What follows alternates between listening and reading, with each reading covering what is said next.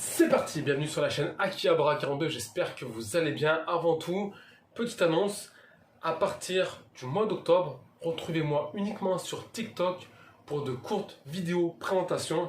J'ai hâte le long format, j'ai vraiment plus le temps de gérer mes enfants, l'entreprise, les voyages, etc. etc. Alors, aujourd'hui, on va reparler de ce qui se passe au Japon actuellement vis-à-vis de la conjoncture.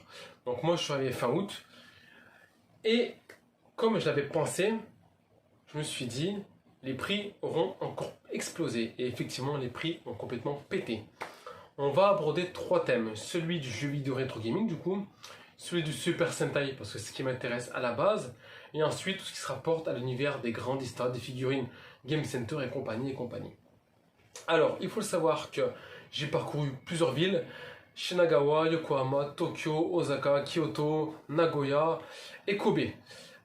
Donc je sais de quoi je parle avant tout. Après, c'est un avis personnel, ce n'est pas une généralité, je tiens à le dire. Donc mon opinion se respecte, comme je respecte les personnes qui seront d'accord et pas d'accord avec ce que je vais vous dire.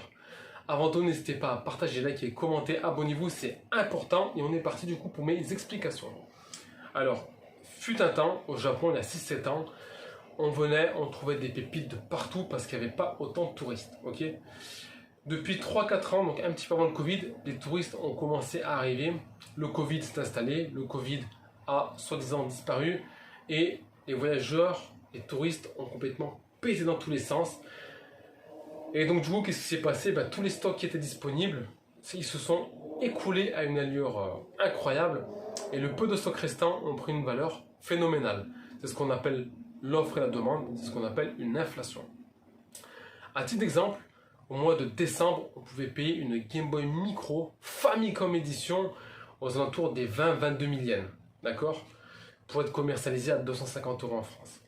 Actuellement, sur le marché japonais, en boîte, en bon état, pas en parfait état, elles sont à 52 000 yens.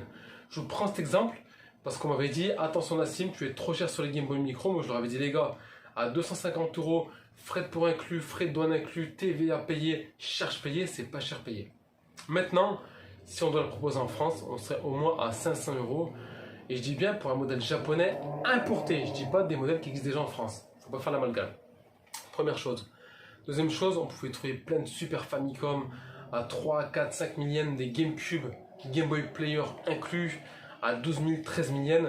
Maintenant, une Super Famicom, je les ai vus à Super Potato dans un état dégueulasse, toute jaunie à 9 500 yens. En boîte, elle était à 20-25 000 yens. Les PSP, ça on n'en parle plus. Les PS Vita, c'est 30-40 000 yens. Les Nintendo 3DS, c'est 30, 40, 50 000 yens. Ensuite, les jeux à 100, 150, 200, 250, 300 yens, c'est fini. C'est fini.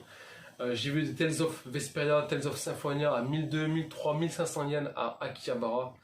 Donc, ceux qui pensent venir au Japon faire des bonnes affaires, économiser un billet d'avion ou alors gaspiller votre argent, mais pour faire du tourisme uniquement, pour profiter des valeurs du Japon, profiter des décors, profiter de l'habitation, profiter des bons repas, parce qu'avant tout, n'oubliez pas que venir au Japon, c'est faire du tourisme, c'est découvrir une culture, ce n'est pas faire que du business. Sauf pour ceux forcément qui ont monté des micro-entreprises. En parlant de ça, toutes les personnes que j'ai croisées parlant français, enfin, étant de l'Union Européenne, les 3/4, elles ont monté des micros et elles sont en train de vider les magasins. Par contre, je vous souhaite bon courage parce qu'au prix où vous achetez aujourd'hui, ça va être une galère à revendre. Ensuite, on parle de l'univers des Super Sentai, du Tokusatsu. Tout ce qui est Kamen Rider, Metal Hero, Super Sentai, je le répète, Power Rangers. J'ai été étonné d'une très bonne chose. Plein de stocks sont réapparus alors qu'ils avaient disparu jusqu'à présent.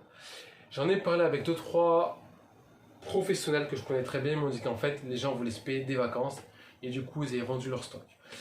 On a pu trouver entre autres du Toba Spino de Kyoryuger à 11 000 yens, ce qui représente actuellement 70 €, donc la très belle affaire. Des Gao God à 30 000 yens, pardon, ce qui représente à peu près 200 €, je vais y arriver. On a pu trouver pas mal de séries récentes. On a pu trouver un petit peu de Abba Ranger à 40-50 000 yens, donc les prix n'étaient pas exagérés.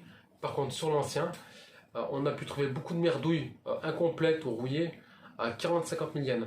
Entre autres les Gingaman, le Centaure, je ne sais plus son nom en version Jap, 31 000 yens, complètement rouillé. Le bleu également, je crois que c'est Stratomegazon, un truc comme ça, à 35 000 yens. Le Ginga O 53 000 yens incomplet. Là, c'est de la folie. Kamen Rider, ça a complètement chuté.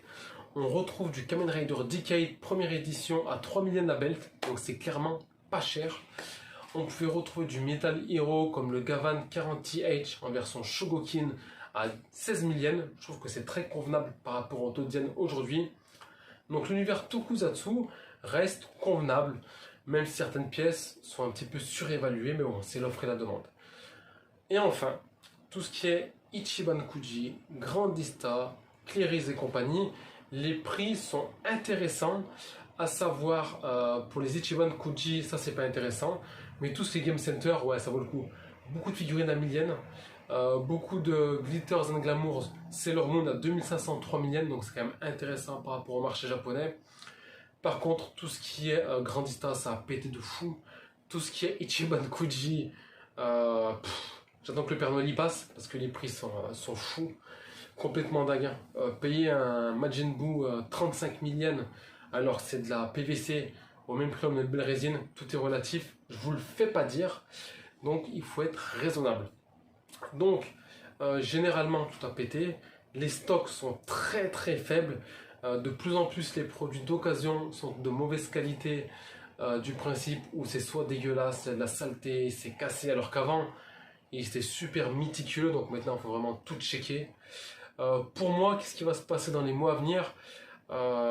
Les stocks seront complètement morts, ou alors les prix abusés, comme les Game Boy Color chez Super Pomme de Terre, là, à 50 000 yens, la Game Boy Color translucide édition simple, là, c'est pas une édition spéciale. À plus de 500 000 yens, la Game Boy Micro Pokémon Center Edition, vous avez bien compris, 500 000 yens. Les Neo Geo, c'est fini, il ne faut plus rêver. Les Saturn et Dreamcast, j'en ai pas vu une seule à moins de 25 000 yens. Donc, je pense que l'ère des bonnes affaires au Japon est terminée. C'est pareil dans les brocantes. Hein. Je suis grand fan des brocantes, je les ai faites. Il n'y a plus rien du tout. Tant mieux dans un sens. Comme ça, les gens viendront pour profiter des paysages, de la culture, de la diversité. Et ceux qui veulent faire du business, eh bien, écoutez, accrochez-vous. Il n'y a plus, ou quasiment plus, de bonnes affaires. Voilà, j'ai terminé. N'oubliez pas, à partir du mois d'octobre, vous me retrouvez sur TikTok pour toutes mes previews et mes reviews de robots Sentai de collection. Je vais m'éloigner un petit peu des réseaux sociaux. J'ai vraiment plus le temps à consacrer à tout ça. J'ai trop de commandes, j'ai trop de boulot. En tout cas, je vous remercie de me suivre et je vous dis à très bientôt sur la chaîne Akihabara42. Prenez soin de vous et c'est parti. Ciao!